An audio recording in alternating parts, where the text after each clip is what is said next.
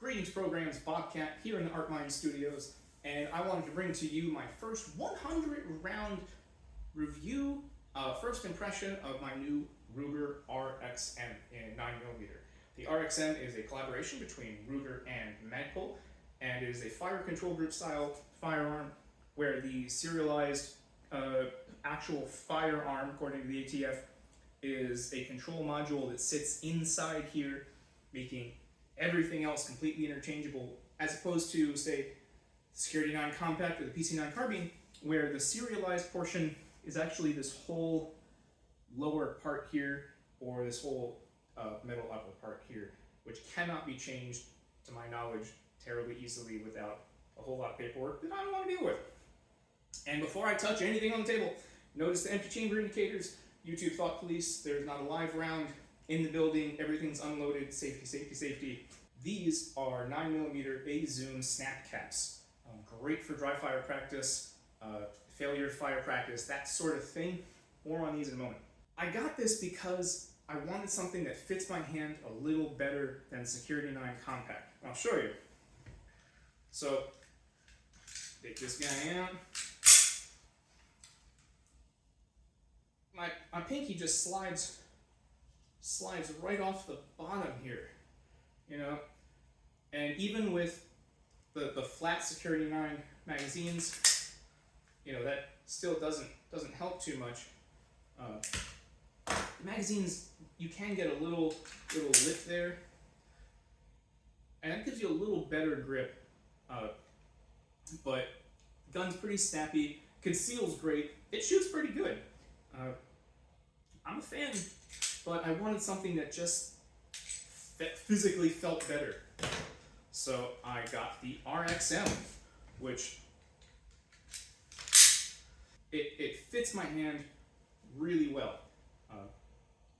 This little bump out at the bottom of the mag well just gives my pinky something to grab onto, and I'm still, hey, there it is. I'm still getting used to finding the dot. This dot is the Vortex CCW green dot. I saw it on ARFCOM News.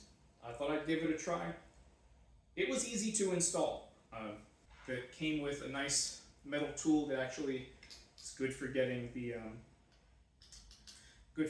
battery out and putting in the screws and all that. RXM has all of this pre-cut for a wide variety of different sights that you can put on there. And the Vortex one came with some pins that sit in. Everything was great. My hands were a little fat-fingered to do that, so I did need some tweezers to drop some of these set pins in. But this has worked really well, and I'm a fan, but there it is. Still, it's going to take me some practice. It is not nearly as snappy as the Security 9 Compact. When I got the sight, I tried to take some time to zero it and, you know, walk it in, as it were, once I got it left-right balanced, and then walked it down. I think this was 25 yards. This was at 15 right here. This was with the Security 9, and this was just having a good time. The reason I got the RXM instead of the Glock clone was I like Ruger's balance of reliability, well-known manufacturer. I haven't had any issues with any of the other Rugers that I've had that I couldn't say were probably my fault. I like their balance of reliability and budget. This is less expensive than the Glock, as far as I know. I can't justify paying a hell of a lot more for basically the same kind of gun. It comes with the state of Maryland compliant 10-round Glock Magpul magazines, but of course you can go across the river and pick up, you know, 15, 17, 30-round magazines, which should fit in here just fine. So when I first got my first firearm was the PC9 Carbine. It took the same magazines as the Security 9 Compact. I wanted something that was interchangeable, essentially, so I only needed one magazine, one caliber.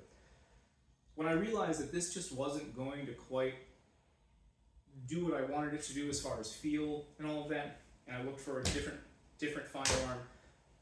I went for the Glock clone because the PC9 carbine comes with a magwell adapter that you undo these two little, break this off, undo these two bolts, pop this out. It takes longer to get to the magwell than it does to actually change it out. It took 5 minutes, 10 minutes.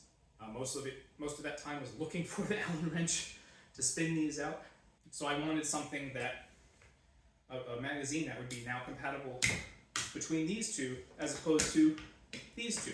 Because now with the Glock magwell adapter, instead of being stuck with the 10 round security 9 magazines, I can now get 10, 15, 17, 30, etc. that will work in this. So that was the reason behind changing up. No firearm is perfect. I still have a lot to learn with how to use this the best way. There's training and competition that I want to participate in to get better. But really the only issue that I've had with this has to do with these. So when I first bought these guys together, I bought a pack of a Zoom 9mm snap caps. I've cycled through these thousands of times. I don't even know, just never had a problem with these. I bought an identical A-Zoom 9mm blue snap cap just because I was like, maybe I'm wearing these down. I want to get some new ones to use with this. This had a failure to go into battery repeatedly, but only with the new snap caps. And to my uneducated eye, I couldn't tell the difference between the old ones and the new ones as far as size or was anything sticking out, any kind of manufacturing imperfections. I'm assuming that's what it was, some small tolerance or intolerance that I couldn't see on this. The old snap caps worked just fine, didn't have an issue, but the new ones, it would just not go all the way into battery. It would look like it was, but it would be held back just the tiniest bit. It was a fascinating problem. Never run into it anywhere else before. And I have 5.56 or 223 snap caps for my Ruger AR. Never had an issue. But that's really been it. That's been the only problem. During the shooting on the range, I put easily 100 rounds through it. I think I have 4 15-round magazines, and then the 2 10-round magazines, and I reloaded them all a couple of times to make sure I got at least 100 through on this. Not a single failure to feed, failure to eject, failure to fire, nothing. No problems whatsoever. The dot functioned exactly as it should. I didn't see anything moving around, didn't see any problems at all. I still have to get used to it.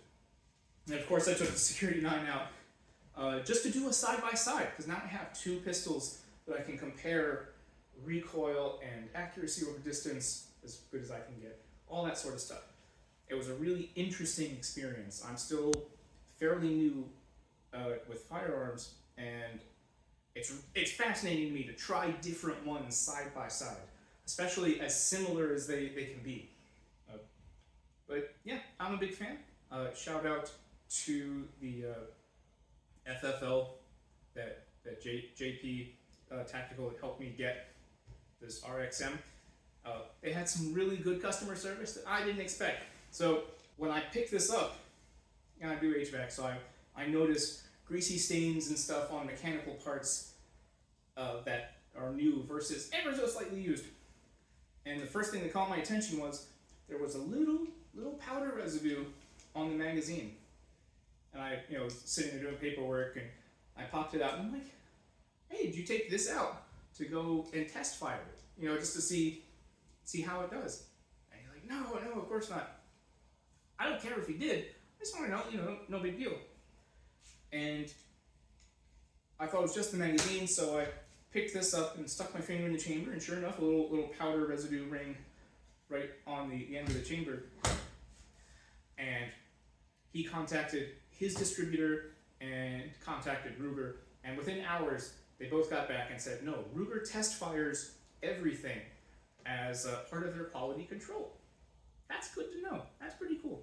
So You don't get a used gun, but you get one that is, I guess, factory verified. Anyway, that's my impression of the Ruger RXM with the Vortex CCW green dot on it. And I'm looking forward to seeing what parts I can change out, what colors I can change, how putting ported, compensated, that kind of stuff, swapping different things out, how that changes how this works. Anyway, hope you are safe and well fed wherever you are. I wish you mucho amor. Practice your dry fire drills and be safe out there. We'll see you soon.